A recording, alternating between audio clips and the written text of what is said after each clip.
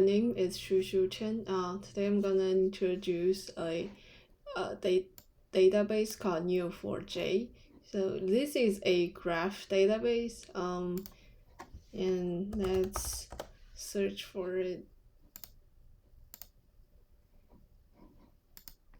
So you can find tutorials and other helps from the official website of Neo4j.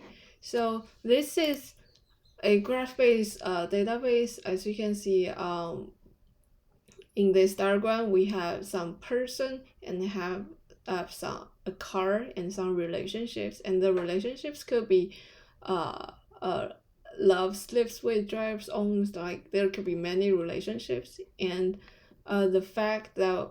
the reason that we want to use a graph database is that when relationships grow, like it would be too expensive to use join queries in SQL or cross lookups in databases like MongoDB. So graph database like Neo4j helps organizations deal with data that has many relationships, and when frequent queries of those relationships are in business requirement. A brief history of Neo4j. It is database management system released in 2007. It was written in Java and Scala, and it is composed of three parts. It has nodes, relationships, and properties.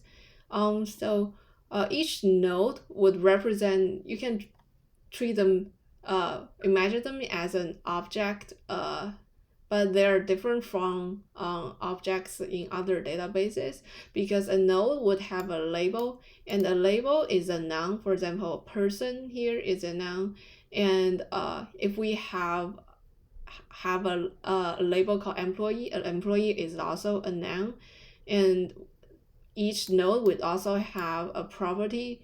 And these properties, we can treat it as an adjectives. For example, in this picture, name, then it's also a property. So properties are key value pairs, like the key value databases that you may heard of.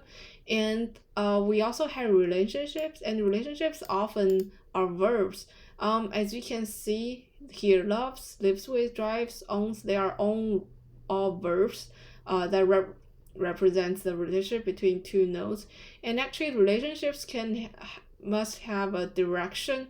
So you can see there are arrows here on the direction. It can also be a double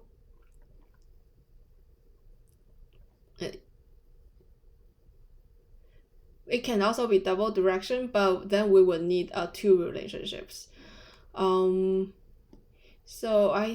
And the relationship can also have properties. So that is pretty much the basic structure of Neo4j.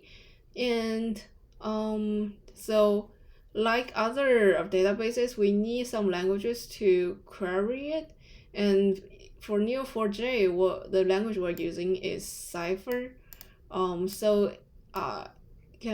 a preview of these codes, you can find that it is quite similar, or quite straightforward, and it's kind of similar to other query languages. And it is quite easy to start off with Neo4j. And here we're gonna use AuraDB, and we can search for Neo4j or AuraDB in the browser, and then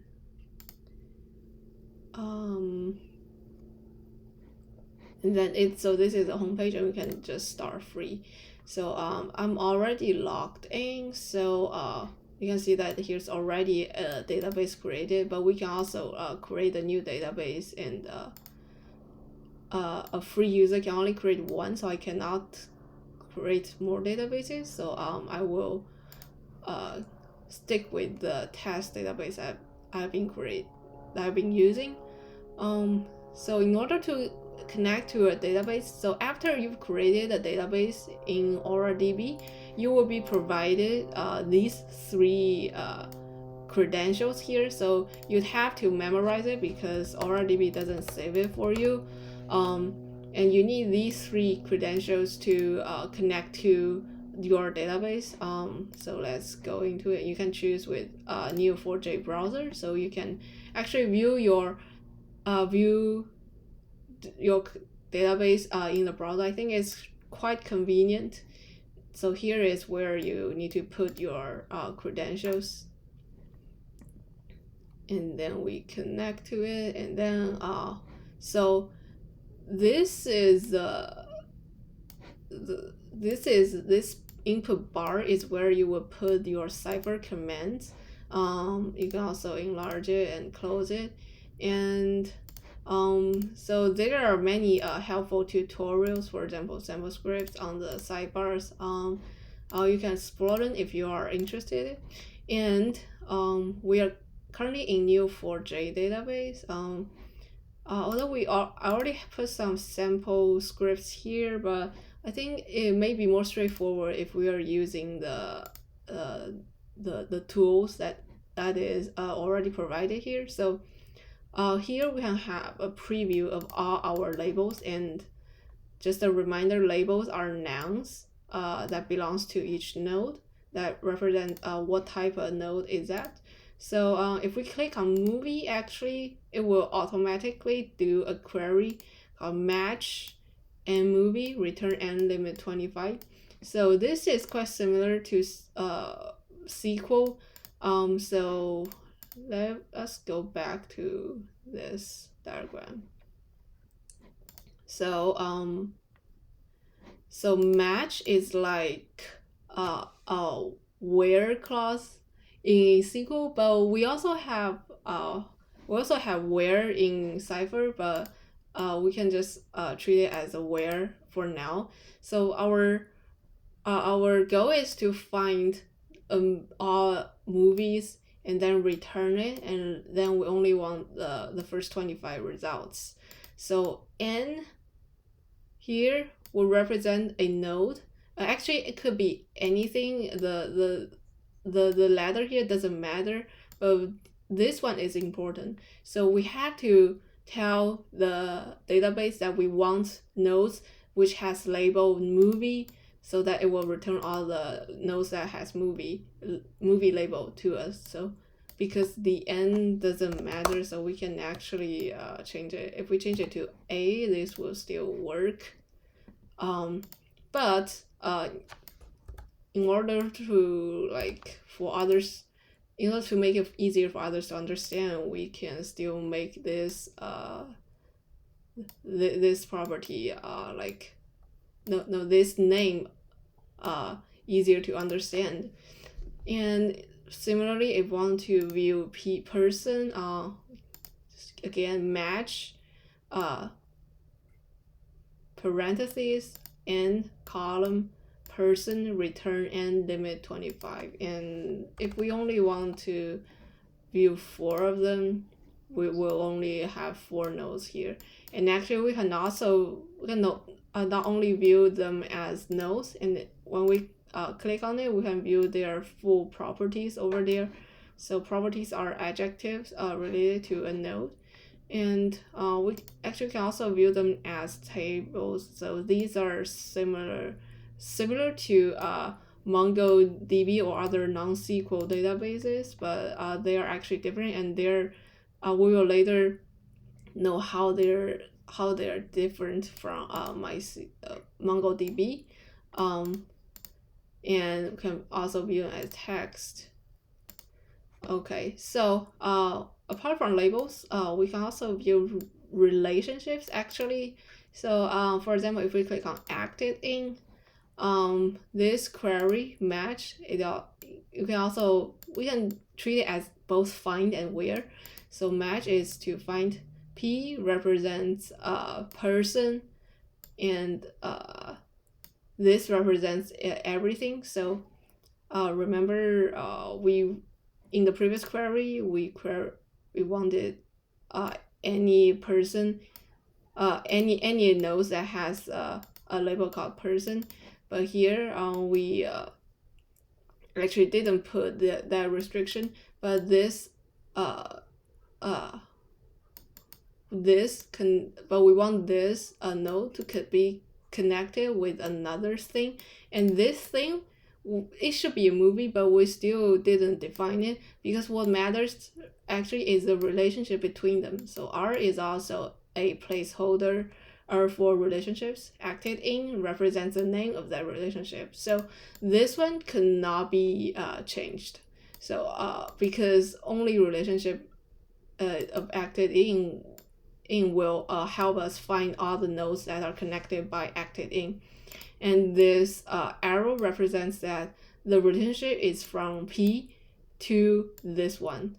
So, and here we want to return P and limit 25. And let us limit it to 5 actually. So here we will find and 5 here limits the person. So we will find 5 per people that have acted in the movie. And if we change this acting for them, make in to be smaller cases, well, this code will not work, because we have to make the name of the relationship match exactly what it appeared in the database. And I think that is pretty much the basic of it. There are more queries in the official website that you can explore. So here I want to introduce another another code. This is the one we will create. This is one for creating nodes. So here we can create let us use person and name. It could be for example Alex, and then we return P, and then we will have Alex here. And if we want to create the relationships, we will use for example the code like this. So if we want to create a relationship between Alice and the movie Cloud Atlas, we will use first the match. This is to both find it, and here we have the where clause. Like I said, there are also where clause in Cypher. So we have to match the name of the person, and here it is Alex, and the title of the movie is Cloud Atlas. And then we create a relationship from P to M, and know that there's an arrow here, so the relationship can only go from P to M, not the other way around.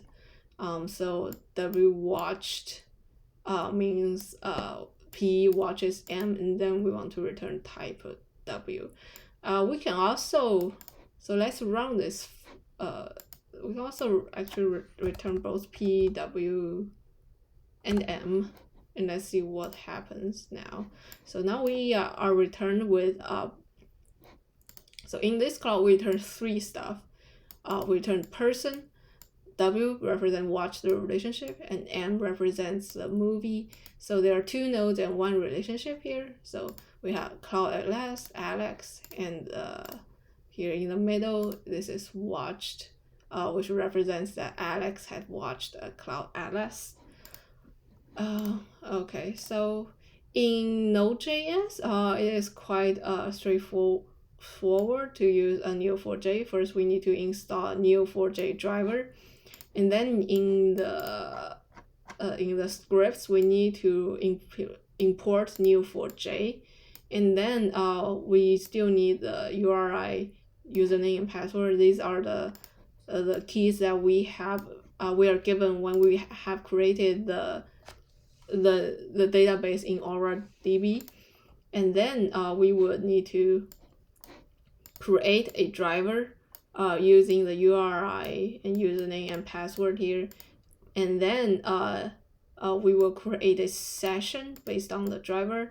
And then what actually runs the code is with the command session.run, and then we put the query or the cipher query here.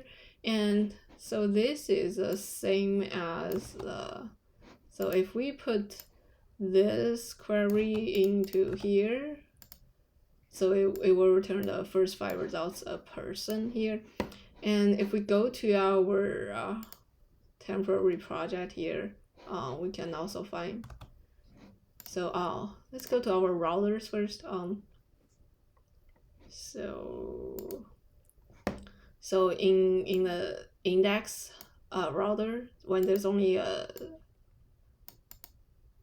when it's in the home page, we'll get people, Neo4j db.get people. So we will have 4 people here, and if we change it to like limit 10, and then we refresh it,